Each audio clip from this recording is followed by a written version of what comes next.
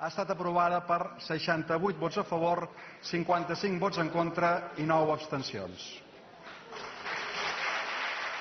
Ja és oficial, a partir de l'any 2012 les corrides de toros estaran prohibides a Catalunya. Així ho han decidit els 135 diputats del Parlament en una votació molt ajustada.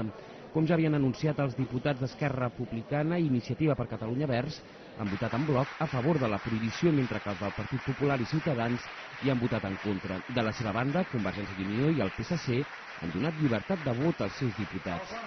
La jornada al Parlament s'intuïa històrica i l'ambient que s'hi ha respirat durant tot el matí, tant dins com fora de l'hemicicle, ha estat el de les grans ocasions.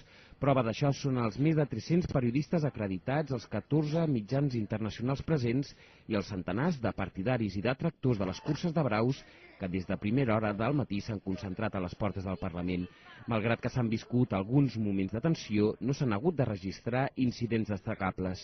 Abans de la votació, el ple ha escoltat les intervencions dels diversos grups parlamentaris que han fixat les seves postures i la portaveu de la Comissió Promotora de la Iniciativa Legislativa Popular, Anna Mulà, que ha estat l'encarregada d'obrir la sessió.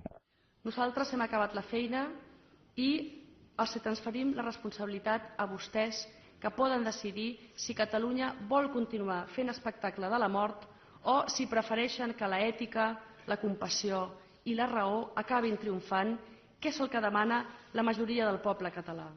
Durant els discursos, els partidaris i detractors de la prohibició de les corrides de toros han exposat arguments totalment contraposats. Els primers defensant el respecte als animals i els segons qualificant de feixista la voluntat de prohibir i assegurant que darrere el veto, bàsicament, hi ha raons identitàries.